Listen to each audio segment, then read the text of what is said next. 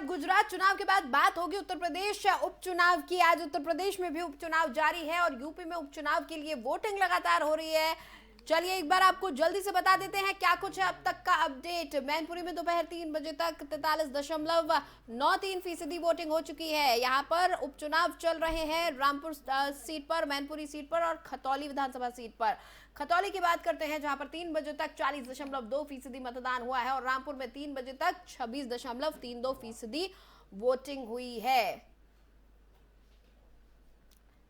तो आपको बता दें कि उत्तर प्रदेश की 3 विधानसभा सीटों पर मतदान लगातार जारी है। आज यूपी में उपचुनाव हो रहा है और इन उपचुनावों में बम्पर वोटिंग अब तक होती नजर आ रही है। मैनपुरी में दोपहर 3 बजे तक 43.93% वोटिंग हुई है। खतौली में 3 बजे तक 40.2% वोटिंग हुई है।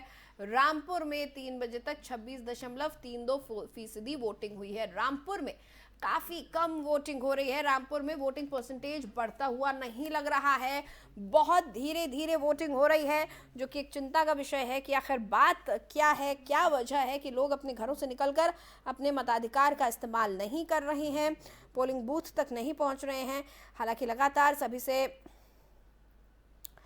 ये कहा जा रहा है कि आप ज़्यादा से ज़्यादा तादाद में आएँ और अपने मताधिकार का इस्तेमाल करें, लेकिन रामपुर में महज 26.32% वोटिंग 3 बजे तक होना ये काफ़ी चौंका देने वाला है कि वहाँ पर लोग घरों से नहीं निकल पा रहे हैं। अब क्या इसके पीछे की वजह है, क्यों लोग मताधिकार का इस्तेमाल नहीं कर रहे हैं, क्यों लोग इन इलेक्शंस का हिस्सा बनने से कतरा रहे हैं, ये देखने वाली बात होगी। हालांकि अभी कुछ वक्त की वोटिंग और बाकी है। दरअसल 3 बजे तक का ये अपडेट है, फाइनल अपडेट अभी आना बाकी है और उसके बाद ही ये पता चल सकेगा कि आखिर क्या वजह रही, कितनी परसेंटेज वोटिंग हुई और क्या वजह रही कि इतनी कम मतदान हुआ है और ये कम मतदान का क्या नतीजा रहेगा, ये भी देखने वाली बात होगी।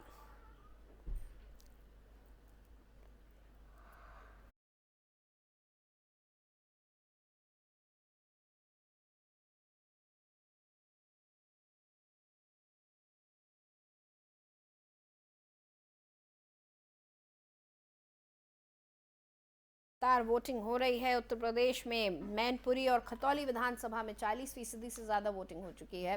खतौली की बात करें तो 40.2% वोटिंग हुई है। वहीं मैनपुरी में 3 बजे तक 43.93% वोटिंग हुई है। लेकिन रामपुर एक हॉट सीट इस वक्त बनी हुई है और मैनपुरी और रामपुर दोनों ही साख का सवाल है समाजवादी पार्टी के लिए और यहाँ सीधी टक्कर समाजवादी पार्टी और बीजेपी के बीच है।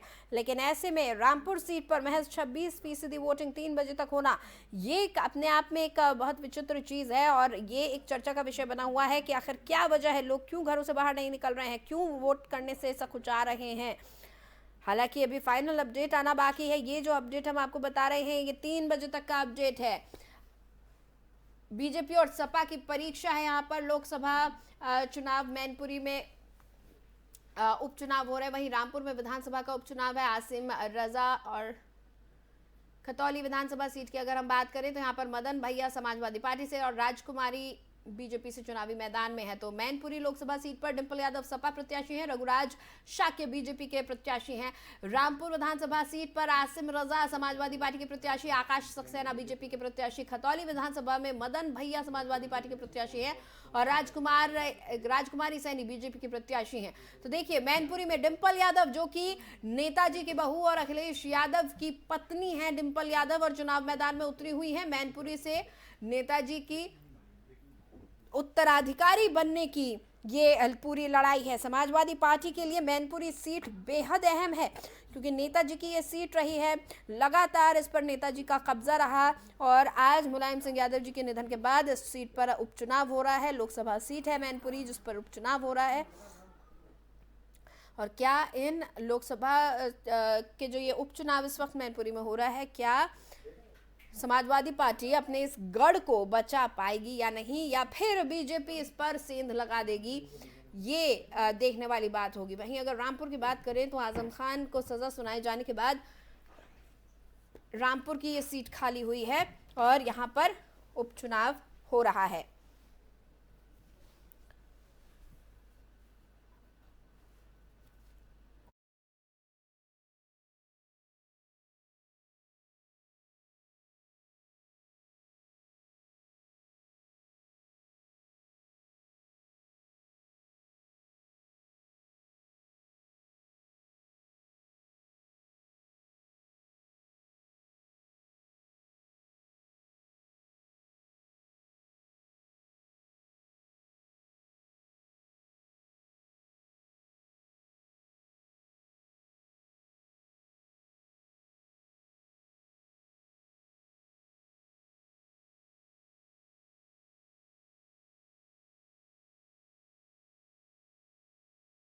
बजे तक का अपडेट हम आपको बता रहे हैं।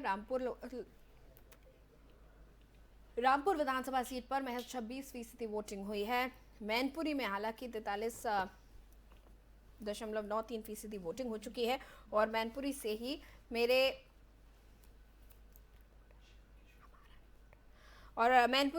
सहयोगी श्याम किशोर मेरे साथ जुड़े हुए हैं, सीधा उनसे हम बातचीत करेंगे। श्याम किशोर, मैनपुरी एक हॉट सीट और समाजवादी पार्टी के लिए साख का सवाल, क्या कुछ तस्वीर नजर आ रही है आज वोटिंग के दिन?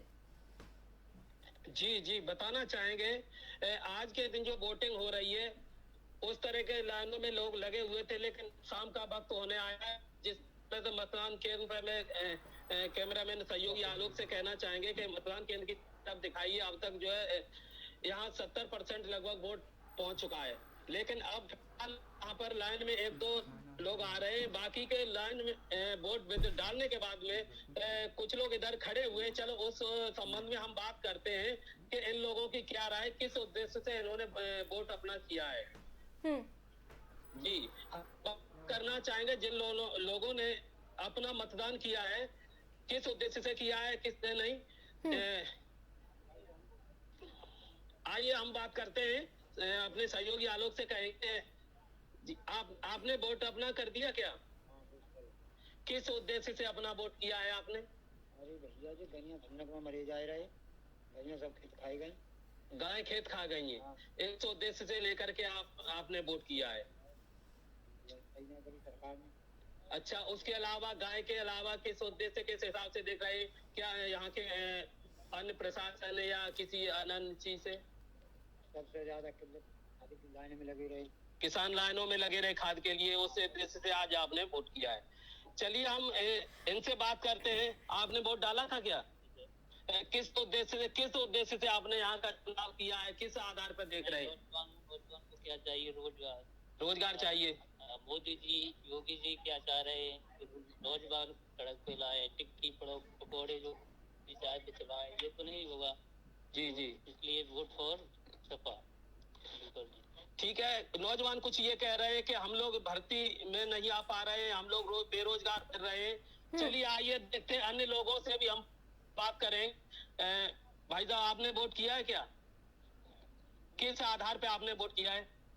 गायों से परेशान है, गायों से परेशान है, खेती करते आप किसान है। ठीक है, आप बताना चाहेंगे भाई? आइए बताइए। बिल्कुल। श्याम किशोर, लोगों बताइए। से पूछिए, लगातार ये समाजवादी पार्टी का गढ़ बना हुआ है, तो क्या लग रहा है कितना यहाँ पर विकास हुआ है अब तक? जी हाँ, यहाँ समाजवादी का हर समय से गढ़ रहा है और यहाँ पे 1996 से लेकर के अब तक जो है सपा की ही सीट काबिज रही है। आइए हम इन्हीं से पूछते हैं कि जो सपा का गढ़ मानते हैं आप, सपा को उद्देश्य से किया है, तो क्या सपा ने यहाँ पे विकास किया था? यहाँ तो हमारा विकास किया है, जैसे 3-4 पुल हमारे गाँव के दाएं बाएं पुल भी बनवाए हैं, काफी सड़कें बनवाई हैं, नल भी लगाए हैं और विकास इतना कराया है जिसकी कोई सीमा नहीं है। जेपी ने तो यहाँ गाय इतनी ढील दी है जिससे हर वर्ग का किसान परेशान है और गाय के अलावा यहाँ पर बहुत गाय का प्रकोप भारी है। और सिलेंडर की आप ले लीजिए, सिलेंडर कहाँ पहुँच रहा है, बिजली के कनेक्शन फ्री दे दिए और ऐसे गरीब आदमी 15-7 रुपए न दिला रहा है। गरीब आदमी क्या चावल से गुजारा कर सकता है? तो बीजेपी शासन में को महीने के बाद राशन मिल रहा है, उससे संतुष्ट नहीं है, अन्य भी सुविधाएं मिल रही है। अरे उससे क्या हो सकता है? 1 किलो चावल में कोई चना दे रहे हैं, उससे क्या हो सकता है? गरीब आदमी परेशान, डीएपी की बोरी कहाँ चली है? बेरोजगारी पर नौजवान बच्चे उनके लिए 4 साल की नौकरी कर दी, क्या होगा आगे चल के? विकास होगा, बच्चों का कोई भविष्य होगा? सारी चीजें महंगाई में चली गई सब।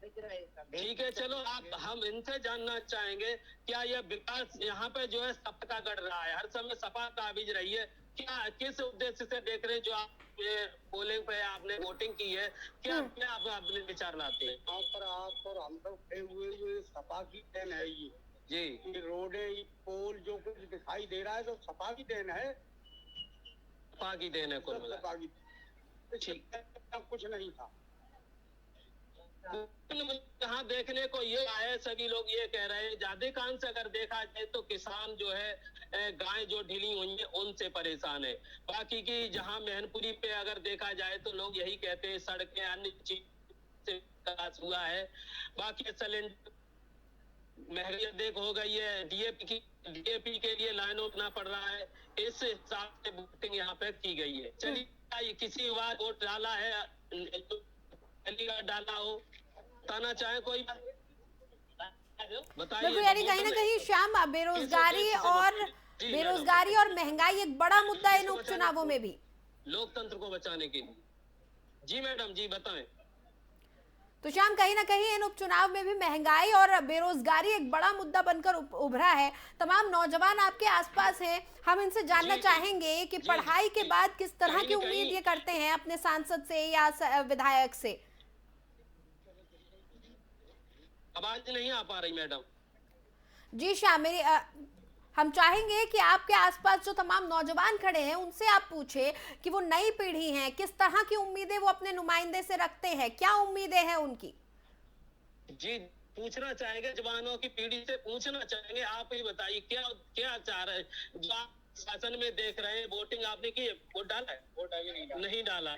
चलिए, लेकिन आपको क्या लग रहा है, विकास से या भाजपा सरकार चल रही है, सपा सरकार अब तक रही, क्या समझते हैं आप? जो इसमें अच्छा खासा विकास हुआ है। कौन से शासन में विकास हुआ है? सपा में विकास हुआ है। ठीक है, भाजपा ने विकास नहीं किया है? विकास हुआ है, लेकिन हमारी समझ से उतना विकास नहीं हुआ है। चलिए, और अन्य युवा खड़े हुए, आप वोट डाला आपने?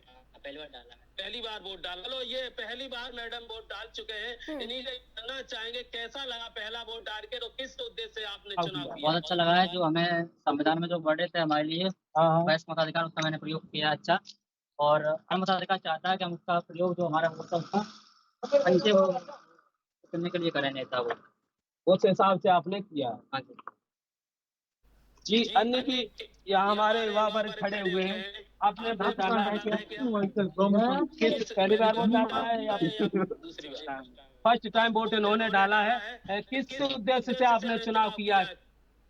बीजेपी से जो है युवा पीढ़ी में बहुत ज्यादा नफरत हो चुकी है। बीजेपी से किस आधार पर क्योंकि ये जो बेरोजगारी इसलिए, और मतलब जो आर्मी में हम लोग जाते थे ज्यादातर, जी, ठीक है ना, युवा वर्ग आर्मी में ज्यादा जाता था, 80% युवा आर्मी में ही जाता है, ओबीसी वाला, ठीक है ना। तो मेन चीज क्या है, 4 साल वाला कर दिया और पेंशन वगैरह ये सब खत्म हो गया, उसका लाइफ तो मतलब डैमेज ही है ना पूरा। और ये किसान इसलिए नाराज है, जानवर वगैरह यूपी में किसान भी बेकार है इधर, बेरोजगार भी नहीं है, कुछ फायदा भी नहीं हो रहा है जनता को, बिल्कुल भी नहीं हो रहा है।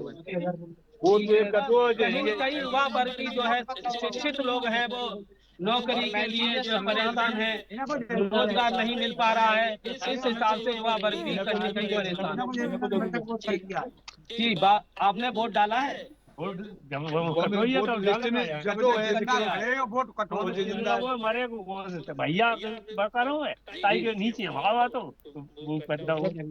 बहुत से तो आपको कर दिया, आप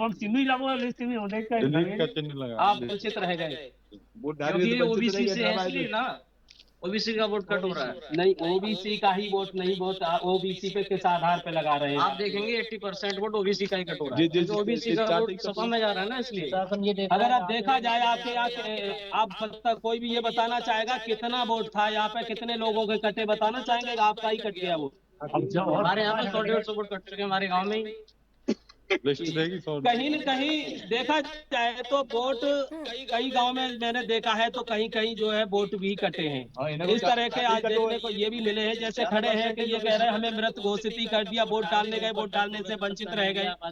तो क्या इन्होंने शिकायत की इस बात की? जी जी, इनसे पूछिए, ये वोट डालने से वंचित रह गए, तो क्या इन्होंने शिकायत की इस बात की? क्योंकि बहुत बड़ी लापरवाही है। जी, कहीं न कहीं ये सामने बड़ी लापरवाही देखने को आ रही है। जो जीवित लोग जो है लोकतंत्र को बचाने के लिए या उद्देश्य से वोट अपने कर रहे हैं कि हम सरकार को अच्छी तरह वोट डाल करके अच्छी सरकार ला सकते, विधायक या सांसद चुनाव कर सके, लेकिन जब वोट ही नहीं होगा तो किस आधार पर चुनाव होगा?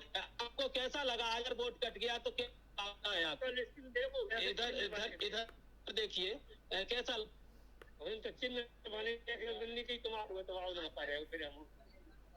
वापस लौट आए। कितने लोग आज शिकायत आपके गांव से वापस लौटे जिन्होंने हमने भी थोड़ी का कहते जब अगर मरोल वोट तो कैसे लोग अच्छा लगा। अच्छा, युवा वर्ग और भी है, पर बताना चाहे कुछ अपने संबंध में? आप वोट डाला था आपने? डाला था। किस उद्देश्य से डाला है? विकलांग है, पेंशन इंशन किस उद्देश्य से वोट आज किया आप? पार्टी को चेंज करने के लिए किया था, वोट डाला था। पार्टी को चेंज करने के लिए? किसकी पार्टी चेंज कर रहे हैं? सपा पार्टी लाने का प्लान था पूरा। ये सपा पार्टी पहली एक यही सीट है, वैसे तो चल रहा है, लेकिन किस भावनाओं से आपने वोटिंग आज की? सारी भावनाएं सब। क्या आपको इस वोट पार्टी में क्या ऐसा नया लग रहा है, या भाजपा की कोई दिक्कत थी? क्या है दिक्कत? ही कोई सुविधा ही नहीं ली अभी तक भाजपा से कोई। कहीं न कहीं देखा जाए तो किसान वर्ग या युवा वर्ग जो बीजेपी से यहाँ वंचित है विकास के लिए, इस तरह से देखने का यहाँ माहौल मिल रहा है। बिल्कुल, लोगों में असंतोष भी नजर आ रहा है, लेकिन ज्यादातर लोग यही कह रहे हैं कि विकास तो हमारे यहाँ हुआ है, लेकिन उतना नहीं हुआ है, अभी और गुंजाइश है विकास के लिए। युवा जो आपके आसपास है, हम चाहेंगे उनसे आप बातचीत करें, और युवाओं से खासकर, क्योंकि युवा ही हमारे देश का भविष्य है। हम चाहेंगे उनसे आप पूछें कि युवा जब अपने नेता को चुनते हैं तो नेता से उम्मीदें क्या होती हैं, क्या देखकर वो चुन रहे हैं? क्या वो शैक्षणिक योग्यता के बारे में ख्याल करते हैं, जिसको लेकर बार बार सवाल उठते हैं कि हमारे जो तमाम सांसद हैं, विधायक हैं, उनको पढ़ा लिखा होना चाहिए? क्या उनके लिए ये चीज मायने रखती है? जी जी जी, पूछ चाहेंगे अब अपने साथी से कहेंगे, दिखाइए जो विधायक या सांसद यहाँ का जो चुनाव करते हैं, किस उद्देश्य से करते हैं, क्या चाहते हैं विकास? जो सरकार हम लोगों को परेशान कम करे, सुविधाएं मिले, सबको आते हैं। रोजगार, बच्चों को रोजगार और किसानों को सुविधा। अब इंसान खाद आलू पे तो मिली ना, लहसुन पे तो खाद मिली ना। अब खाद आई तो गेहूं डरेगी, और तो ना गेहूं बेगो बिना खाद के। गाय तो खाए रहेंगे, पहले भी आई गाय, पहले भी तार लगेंगे ना। अब हम लोग क्या खाएंगे? नहीं तो जी जी बताएं। कहीं न कहीं यहाँ का जो वर्ग है वो जो है इस सरकार से पीड़ित, खाद अन्य चीजों से लेकर के है। इस आधार पर लोगों ने आज का चुनाव किया है। अन्य भी जानना चाहेंगे, आप वोट डाल के गए होंगे, बता किस आधार पर वोट डाला है, किस आधार पर नहीं? खेत गईयों गाय ने डाला है, परेशानी भाई। खाद बीज खाद अब तो चले जाइए कहीं भी खाद मुहैया मिल रही है। खाई जाइए जब गए जाते तब खाते आती ना। कहीं न कहीं देखा जाए तो किसान जो है खाद न मिलने से, गायों के वजह से यहाँ का पीड़ित दिखाई बिल्कुल साफ तौर पर समझ में आ रहा है कि ये जो क्षेत्र है ये खेती प्रधान क्षेत्र है, ज्यादातर लोग यहाँ पर किसान हैं, और किसान को बहुत जायज है कि किसान को यही चिंता है कि उसकी खड़ी फसल को अगर जानवर खराब कर देते हैं या फिर उनके खेतों को रौंद देते हैं, तो ये उनके लिए एक बहुत बड़ी समस्या है। खाद और बीज जिस तरह से आप बता रहे हैं वो बहुत बड़ी समस्या है। तो हर क्षेत्र की अपनी समस्याएं हैं, और यहाँ जिस जगह आप इस वक्त खड़े हैं, क्योंकि वहां पर किसान ज्यादातर हैं, तो उन्हें इसी चीज की चिंता है कि कोई किसानों के बारे में फिक्र करे। चलिए, बहुत बहुत शुक्रिया इस पूरी बातचीत के लिए श्याम जी। तो श्याम मेरे सहयोगी जुड़े हुए थे इस वक्त मैनपुरी से मेरे साथ, जिन्होंने मतदाताओं से भी बात करी, और ज्यादातर क्योंकि वहां पर किसान परिवार रहते हैं, ज्यादातर लोग वहां पर खेती किसानी वाले हैं, तो उनका यही कहना है कि हमारी फसल जो है पशु भी बर्बाद कर देते हैं, हमें खाद बीज के लिए लंबी लंबी कतारों में खड़े रहना पड़ता है, सुविधाएं नहीं मिल पाती है। वहीं दूसरी तरफ विकास और रोजगार एक बड़ा मुद्दा निकल कर सामने आया, जिसको सोचकर आज मैनपुरी के लोग वोट डालने के लिए गए थे, अपने मताधिकार का इस्तेमाल करने के लिए गए थे। फिलहाल उत्तर प्रदेश के उपचुनावों के में इतना ही। हम कुछ और अपडेट्स आपको देंगे, लेकिन फिलहाल इस खास पेशकश में इतना ही। खबरों के लिए आप बने रहिए FM न्यूज़ के साथ।